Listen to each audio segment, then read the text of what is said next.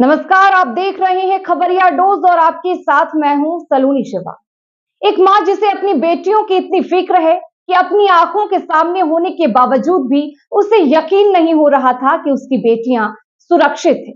सुरक्षित इसलिए नहीं कि बेटियों को किसी ने छेड़ा, धमकाया, मारा, पीटा या जान से मारने की धमकी दी, बल्कि इसलिए कि एक फोन कॉल पर किसी ने कुछ ऐसा कह दिया कि मां को यकीन ही नहीं हो रहा था।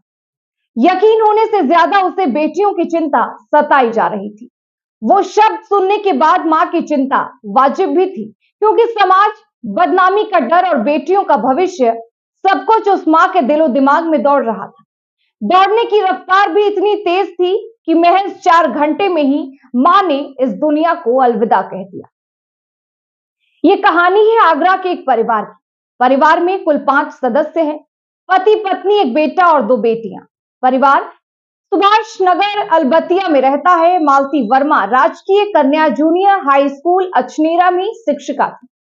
मालती की 2 बेटियां पढ़ाई कर रही हैं। पति शिवचरण वर्मा एक प्राइवेट कंपनी में डिप्टी मैनेजर थे। 3 दिन पहले रिटायर हुए थे। वहीं बेटा दीपांशु आगरा में ही कुछ काम करता है। 30 सितंबर को इस परिवार के साथ कुछ ऐसा हुआ जिसे भुला पाना भी उनके लिए मुश्किल होगा। प्रतिदिन की तरह मालती वर्मा 30 सितंबर को भी अपने स्कूल गई थी। उसी दौरान उनके मोबाइल पर एक व्हाट्सएप कॉल आई। जिस नंबर से कॉल आई उस पर पुलिस की वर्दी में फोटो लगी हुई थी। कॉल करने वाले ने मालती वर्मा से कहा कि आपकी बेटी को सेक्स रैकेट में पकड़ लिया गया है। अभी मुकदमा दर्ज नहीं हुआ है, आपकी बदनामी ना हो, बेटी के फोटो वायरल ना हो, इसके लिए कॉल किया है। 1 लाख रुपए भेज दो, उसे छोड़ दिया जाएगा। फोन करने वाले ने एक नंबर भेजा जिस पर 1 लाख रुपए ट्रांसफर करने के लिए कहा गया।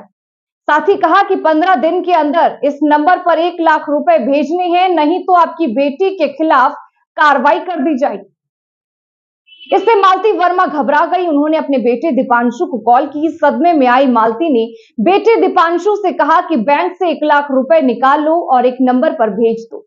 मालती वर्मा ने दीपांशु को नंबर भी भेज दिया। जब बेटे दीपांशु ने वो नंबर देखा तो उसे शक हुआ। नंबर पाकिस्तान का लग रहा था, तो दीपांशु ने मां को बताया कि ये नंबर पाकिस्तान का है और फ्रॉड करने वालों का है। फिर घबराई हुई मालती वर्मा ने बेटे को कॉल के बारे में पूरी जानकारी दी। दीपांशु ने फोन पर मां मालती वर्मा को बहुत समझाया, लेकिन बेटी के सेक्स रैकेट में पकड़े जाने की कॉल से वो बहुत डर गई थी। घबराहट में वे स्कूल से घर आ गई और कहने लगी कि अपनी बहनों को बचा लो, वो गलत काम में फंस गई हैं। इस पर दीपांशु ने अपनी दोनों बहनों को कॉल किया और पूछा कि कहां हो तुम दोनों। इस पर दोनों बहनों ने बताया कि वे पढ़ाई कर रही हैं और स्कूल में। दीपांशु ने दोनों बहन से कहा कि मां को कॉल कर लो। दीपांशु के कहने पर दोनों बेटियों ने मां मालती वर्मा को कॉल भी की और उन्हें समझाया भी कि मां ये सब फ्रॉड कॉल है, हमारे साथ ऐसा कुछ भी नहीं हुआ है, आप बिल्कुल भी परेशान ना हो। हालांकि बेटियों के समझाने के बावजूद भी मालती वर्मा इस सदमे से बाहर नहीं निकल सकी। ये कॉल मालती वर्मा के पास सुबह करीब 11:30 बजे आई थी और 3:30 बजे तक बेटियों के सेक्स रैकेट में फंसने के सदमे में मालती वर्मा की तबीयत ज्यादा बिगड़ती चली गई। बेटा दीपांशु उन्हें अस्पताल लेकर पहुंचा, लेकिन उनकी मौत हो गई। 1 अक्टूबर परिवार ने मालती वर्मा का अंतिम संस्कार कर दिया। 3 अक्टूबर को दीपांशु पास के पुलिस थाने पहुंचा और पुलिस से इस घटना की पूरी कहानी बताई। कॉल डिटेल और साक्ष्य पुलिस को सौंपे।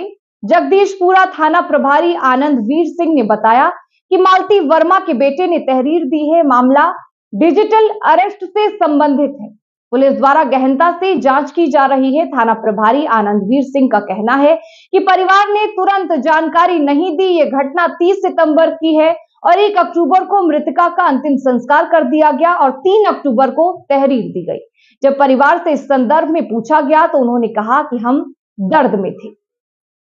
बढ़ते टेक्नोलॉजी के साथ साइबर क्राइम के मामले भी दिन प्रतिदिन बढ़ते जा रहे हैं, जिसने लोगों का जीना दुश्वार कर दिया है। अब धोखाधड़ी का बिल्कुल नया तरीका सामने आया है, जिसमें अपराधी आपको पुलिस वाला बनकर कॉल करेंगे और कहेंगे कि आपका बेटा या बेटी सेक्स रैकेट में पकड़े गए हैं और उन्हें छुड़ाने के लिए आपसे भारी भरकम पैसे की डिमांड भी की जाएगी।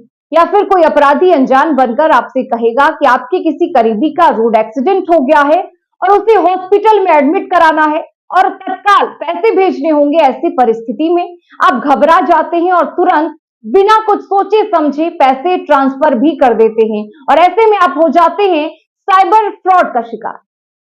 तो अगर आपको भी ऐसा कोई कॉल आए तो घबराएं नहीं, दिमाग से काम ले। सबसे पहले अपनी बेटी या बेटे से संपर्क करें और पता करें कि वह कहां है। अगर वह सुरक्षित है तो कॉल करने वाले नंबर की सूचना 1930 साइबर हेल्पलाइन पर व्हाट्सएप के जरिए दें। ऐसी स्थिति में किसी भी हालत में पैसे ट्रांसफर न करें।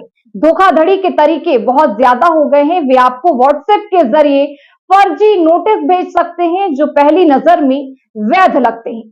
हालांकि यह समझना बेहद जरूरी है कि व्हाट्सएप या वीडियो कॉल के जरिए भेजा गया कोई भी नोटिस वैध नहीं है। हमेशा कागज पर औपचारिक नोटिस मांगे या ईमेल के जरिए भेजने के लिए कहें। साथ ही कोई पुलिस अधिकारी आपसे वीडियो कॉल के जरिए पूछताछ कर रहा है तो यह पहचानना जरूरी है कि वो आपको धोखा देने की कोशिश कर रहा है। कोई भी सरकारी कार्यालय इस तरह से ऑनलाइन पूछताछ नहीं करता है। अधिकारी आमतौर पर या तो आपको अपने दफ्तर में बुलाते हैं या पूछताछ के लिए आपके घर आते हैं। ऐसे मामलों में सबसे महत्वपूर्ण बात यह है कि पुलिस कभी भी आपसे व्हाट्सएप कॉल के जरिए संपर्क नहीं करेगी। हो सकता है कि आपके निजी नंबर पर पुलिस स्टेशन से कॉल आए, लेकिन व्हाट्सएप कॉल कभी नहीं होगी। इसके अलावा किसी भी परिस्थिति में वीडियो कॉल भी नहीं की जाएगी। इसलिए अगर कोई आपको व्हाट्सएप पर वीडियो कॉल के जरिए जानकारी देता है तो यह समझना जरूरी है कि यह धोखाधड़ी है और ऐसे परिस्थिति में आपको सावधान होना है और तुरंत ऐसे नंबर की जानकारी अपनी नजदीकी पुलिस स्टेशन में दें और शिकायत दर्ज कराएं। इसी के साथ फिर हाजिर होंगे देश और दुनिया से जुड़े तमाम खबरों को लेकर।